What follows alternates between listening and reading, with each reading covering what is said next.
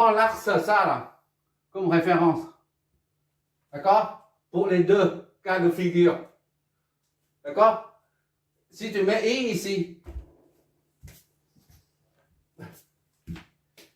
I ici. Hein. À partir de I, ici. Eh bien, V, il faut reculer 90 là. V, c'est là. V, c'est. D'accord? De même, maintenant, c'est ici là.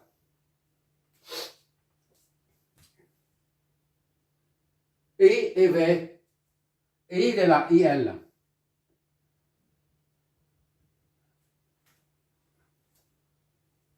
Et V, il est là. D'accord? V, il est là. VL. D'accord? Et c'est toujours dans le sens, si on part toujours dans le sens comme ça, là, trigo, positif, c'est toujours comme ça. Pour ça, si on va dans ce sens-là, ça c'est négatif. Négatif, phi et négatif. D'accord? Pour les deux composants IC et VC. Voilà. Et maintenant, pour ça, c'est positif là. Phi est positif là. Par rapport à cet axe de référence là. Ça, c'est ici, c'est phi 0 là. Phi est 0 là. D'accord? Donc, quand c'est positif comme ça, qu'est-ce que ça signifie? On a ici là, positif là. Retard, ça signifie, il s'agit d'une bobine d'inductance. Le circuit Z1 est plutôt inductif. D'accord? Je ne sais pas trop si tu vois à peu près ce que je veux dire en fait. Ça se trouve sous l'axe de référence, c'est négatif. Voilà, comme ça tu raisonnes, c'est mieux.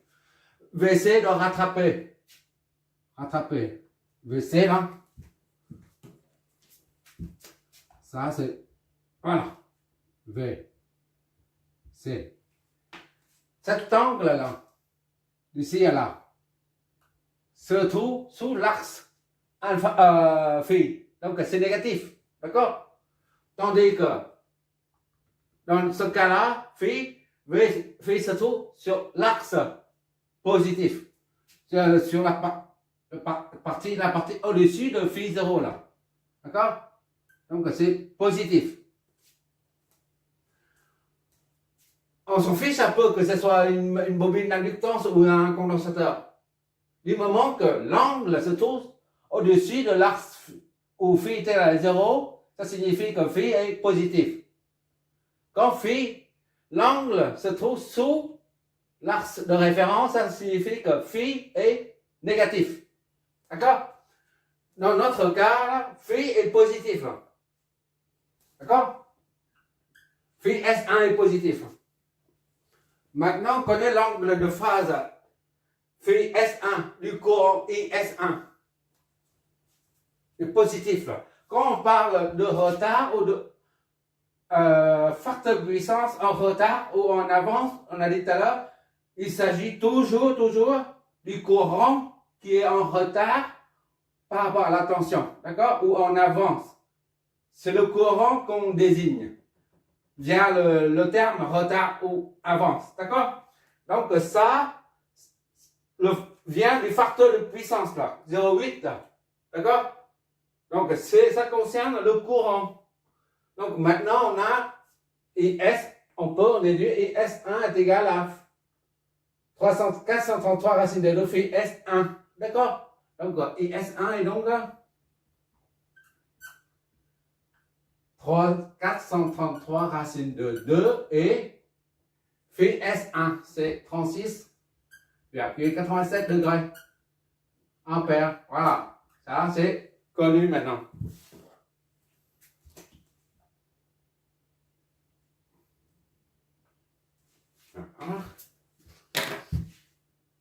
Encore, je convertis carrément en chiffre décimal, en nombre décimal. Voilà. Multiplié par racine de 2, d'accord? Ça donne ça. ça va faire 612,354 et 36,87 degrés ampères en amplitude, d'accord? Voilà. Maintenant, c'est phi S2 maintenant.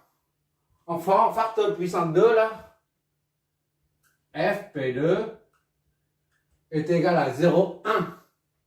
D'accord? Ici 0,8, ici 0,1. On avance. C'est le contraire de l'autre. D'accord? L'autre c'est en retard, maintenant c'est contraire, on avance. Retard, ça donne plus. Donc en avant, ça donne moins. D'accord? Donc maintenant on prend cosinus A. Cosinus de phi S2 est égal à FP2 est égal à 0,1. D'accord? Soit, c'est petit, tu vois là. Ok, tu vois toujours. Soit à cosinus de 0,1, ça te donne phi S2. D'accord? C'est d'accord? Donc phi S2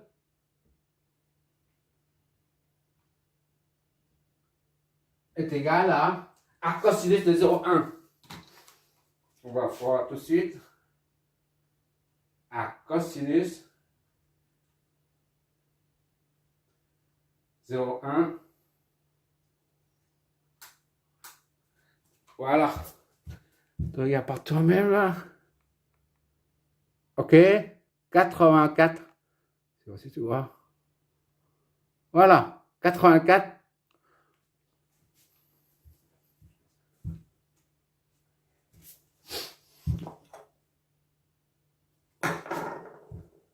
$4,261 degrés.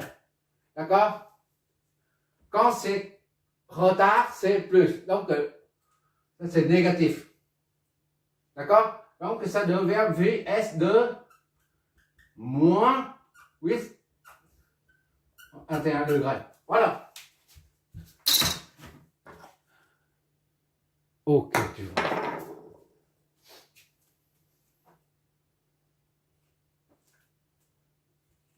T'es d'accord avec ça? Hein? D'accord avec ça? Quand c'est retard, c'est plus. Donc, par conséquent, en avant, c'est moins.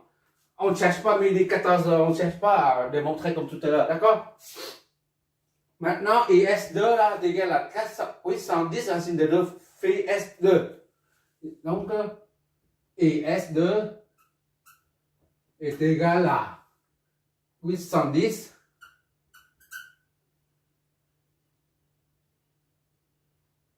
racine de 2 phi S2 moins 4,84 231. Ça, c'est en ampères. D'accord? C'est pas des kiloampères, d'accord? C'est des ampères. Seulement les volts, là, les tensions, on met en kilovolts. Sinon, les intensités, on a mis en ampères efficaces. Maintenant, c'est en ampères. Voilà. Ça fait 410 volts ampères efficaces. D'accord?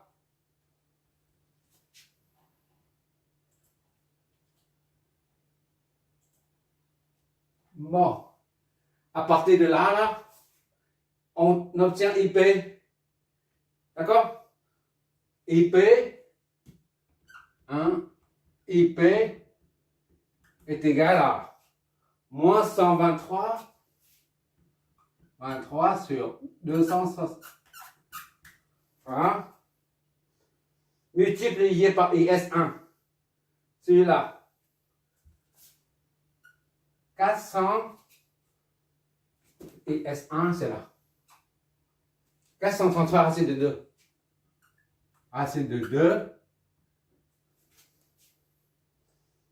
Et 1. Et S1. 36,87. 36,87. D'accord? IP là. IS1, moins 18 sur 227. 27 fois IS2, c'est ça. 810 racine de 2. Racine de 2 et moins 84,266 degrés. Voilà. Maintenant, on va avoir IP là.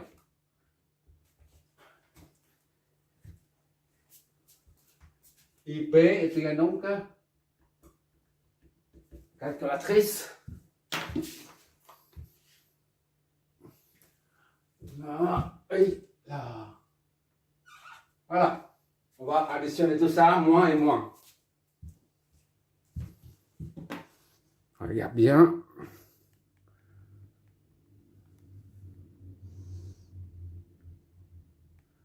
D'accord? Moins ça. L'angle, c'est 84. D'accord? Et ça nous donne ça. En module des phases, qu'est-ce que ça nous donne? Voilà. On va noter tout ça. C'est 295, 265, moins 158. 275, 95, 265 et moins 158,398 degrés ampères. D'accord? IP. Voilà. Avec ça, on peut déterminer là, déjà là. Là, le VP, là, on reprend ici, là, VP est égal à, on a fait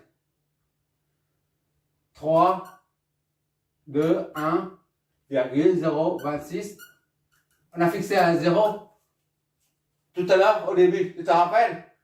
Et lorsqu'on fixe à 0, il faut c'est que c'est devient équilibré, on obtiendra moins 158, 398. D'accord? Il faut équilibrer, on a ça. Bon, c'est-à-dire que IP là est égal à 295, 265 et moins 158,398. Ah, c'est en kilovolts. D'accord? Kilovolts, ça c'est en kilovolts. Ah, kilovolts, ça, un kilovolt. D'accord? Kilovolts.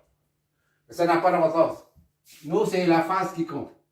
Kilovolts. Ça, c'est en ampères. C'est pas des ampères efficaces. D'accord?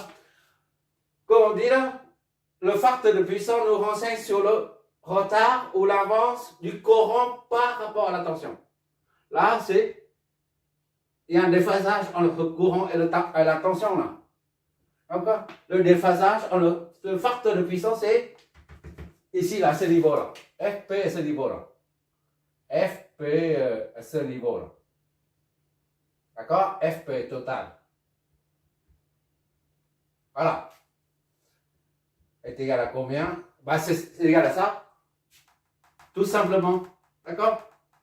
Tu vois bien que lorsqu'on calcule avec les nombres complexes, le phaseur, on obtient directement. On n'a pas besoin de chercher. Il y en a beaucoup qui disent le facteur de puissance est cosinus phi est égal à P sur S.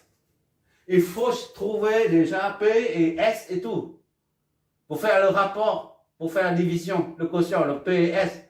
Là, on ne cherche pas le puissance active ni la puissance apparente. On l'a ici, là. Le cosinus phi, il est là, là. Le facteur de puissance, il est là, là. D'accord? Bon, maintenant, le facteur de puissance, là, ça, c'est VP somme, là, au début, là. IP, c'est IP somme. D'accord? On peut appeler ça par IP somme. D'accord? Parce que IP qui arrive ici. Donc, appelons-le IP somme. Tu vois toujours, j'espère. Ok, tu vois toujours. Okay. Voilà. IP somme et VP somme. Donc, le facteur de puissance FP somme est égal à cosinus de phi P somme, si tu préfères. D'accord? Phi P somme. Voilà. C'est ça, là, en fait. Est égal à cosinus de moins 558,398 degrés. Voilà. Donc, FP somme est égal à cosinus de phi P somme. Donc, est égal à combien? Ah, on va bien voir.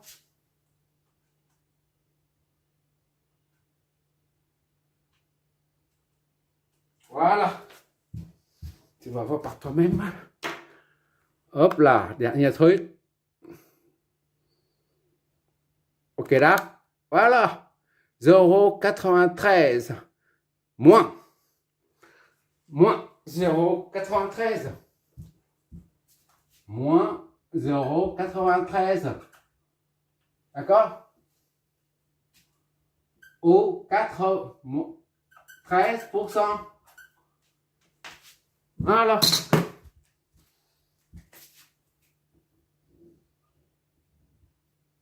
FP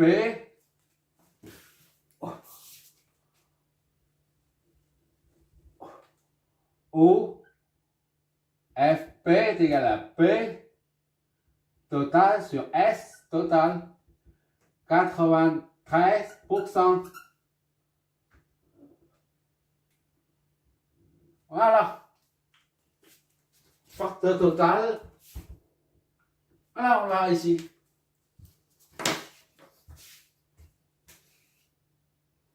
Maintenant, on peut déduire les charges Z1 et Z2.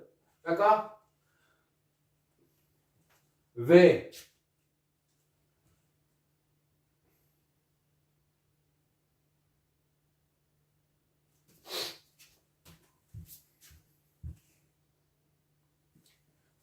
Bon, V, pour trouver Z là, V, Z1 est égal à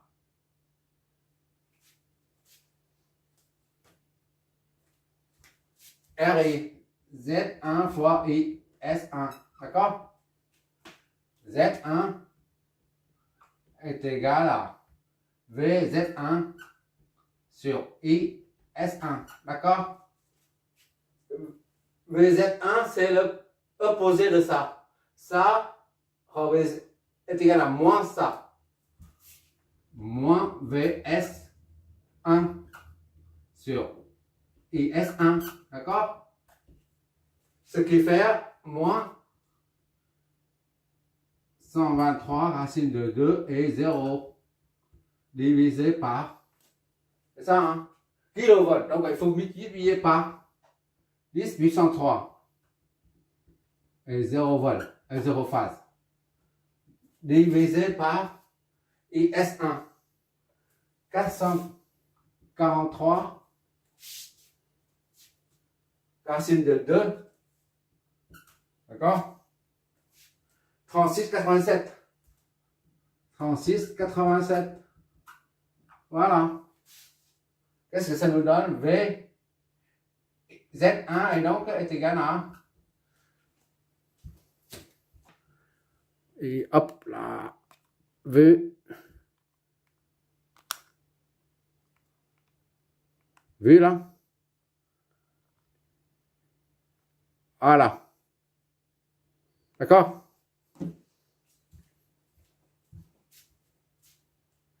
Z1 est égal à moins 251 et plus 170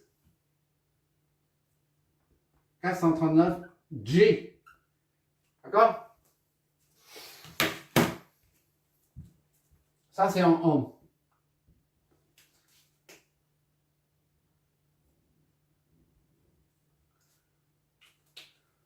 Ne t'inquiète pas pour le signe moins. Ça, c'est la partie réelle. Ça, c'est la partie imaginaire. D'accord? Imaginaire. Pour un récepteur, avec la convention de récepteur, on doit trouver 227,251 ohms. Partie réelle, d'accord? Mais quand c'est négatif, c'est que ça fournit.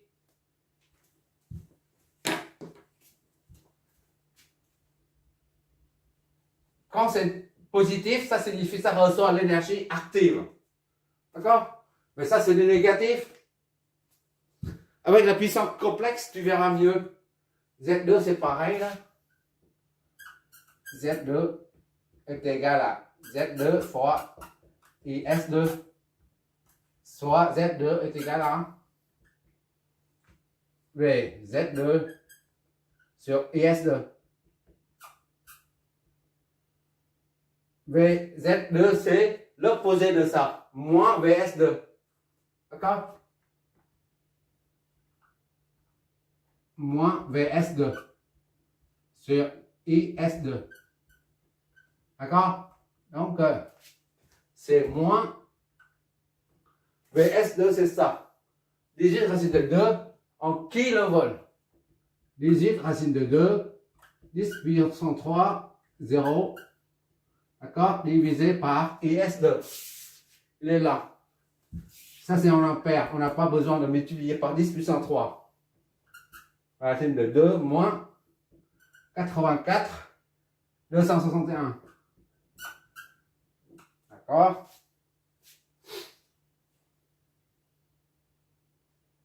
Qu'est-ce que ça nous donne?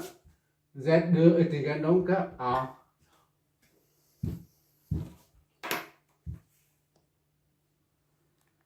voilà, V moins, voilà, moins 2,222 moins 22,111 G ohm. D'accord?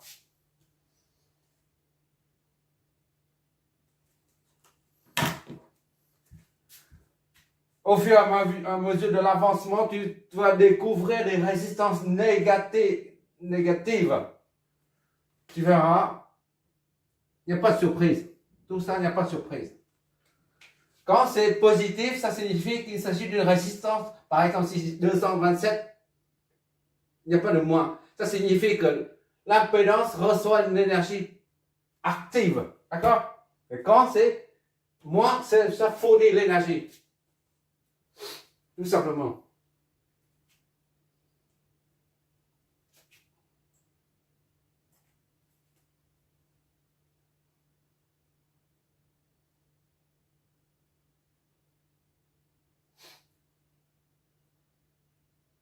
Bon, maintenant, on peut vérifier là. Au niveau des puissances, c'est terminé, d'accord? On a ici le facteur de puissance, il est là. Voilà.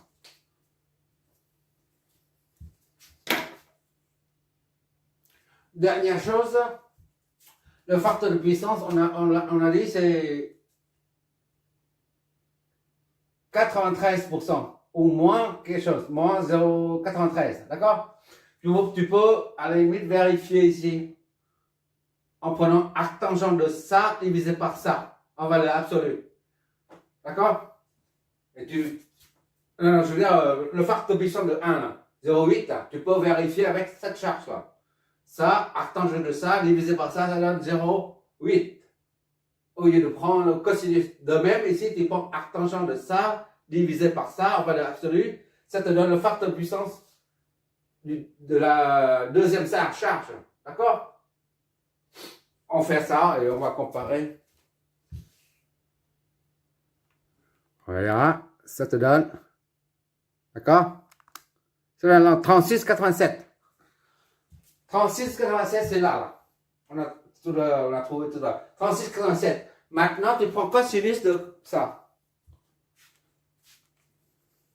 Cosinus du résultat. D'accord? Ça te donne 0,8.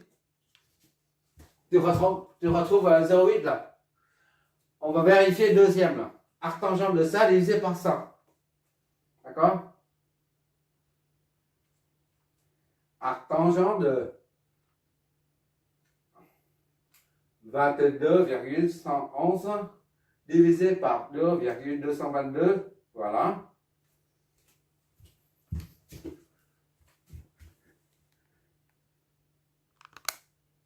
C'est 84, c'est ça, 84, 261.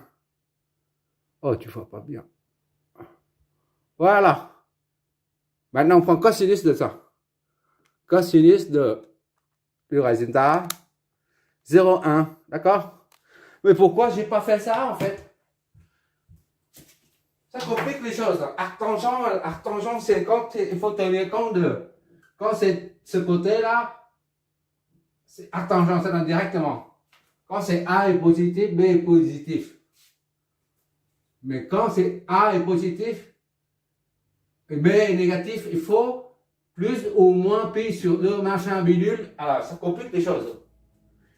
J'évite de calculer cosinus phi, là, est égal à P sur S, tout ça. On doit trouver cosinus phi facteur de puissance est égal à P sur S. Il faut trouver P, il faut trouver S. D'accord?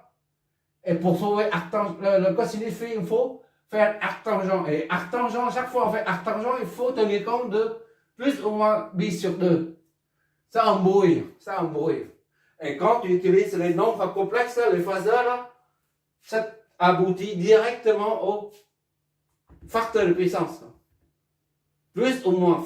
Cosinus de, puisque l'angle de phase, c'est cosinus angle de phase, fait FP est égal à cosinus de quelque chose. Cette quelque chose, tu regarderas comme révision sur les puissances. C'est ça. Il suffit de avoir ça. Ça est égal à phi V moins phi I. D'accord? Tu regardes les vidéos concernant l'établissement des puissances complexes. Je me sers toujours de la puissance complexe. Elle est une phaseur vidéo.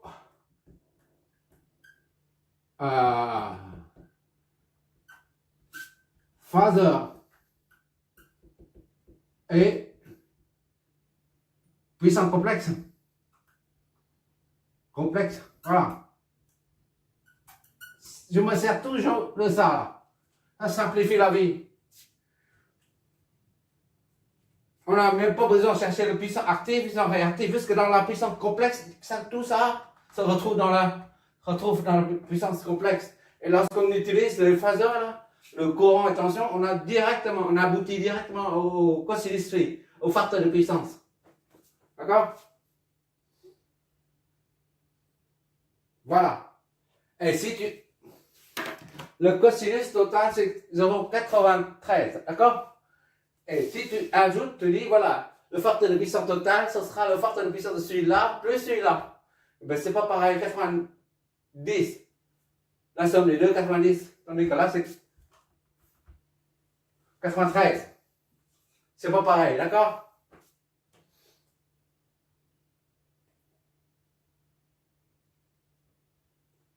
On est en monophasé, d'accord? Le facteur de puissance de ça plus le facteur de puissance de ça n'est pas égal à... La somme des deux n'est pas égale à ça. D'accord? C'est toujours en fonction de I total. Le facteur de puissance, c'est ce chiffre en fonction du déphasage entre IP et VP. La tension totale et le courant total. Tu regarderas le résultat des simulations. Merci d'avoir regardé. On aura l'occasion de voir tout ça, là, moins négatif, tout ça. C'est la première fois que tu vois ça, mais tu verras, on va utiliser ce genre. Par exemple, le circuit équivalent de nain. Des fois, tu trouves, voilà, une résistance qui est égale à moins 15, par exemple. Négatif. D'accord? Ça peut être négatif, hein, ou positif. Ou encore un circuit équivalent de nain où il n'y a pas de source. Il n'y a que ça. Voilà. Où VTH est nul. Et RTH est égal à quelque chose, égal à 20 par exemple. Tu vois? Ce qui est équivalent de ternain n'est pas tout le temps constitué d'une source de tension plus une résistance positive. Ça peut être négative et un circuit équivalent de ternain peut ne pas avoir de tension de ternain. Tu crois que j'ai déjà fait ça? Je regarde si je n'ai pas encore fait des exos comme ça, je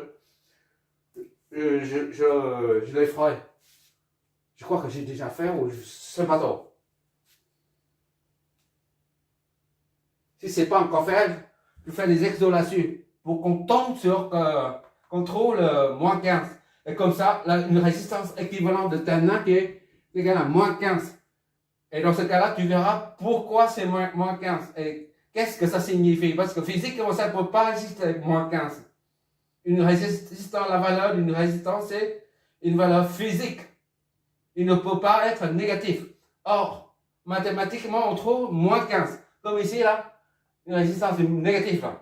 Et dans ce cas, qu'est-ce que ça signifie moins 15? D'accord? De même qu'une résistance équivalente de ternain, où il n'y a pas de source de ternain.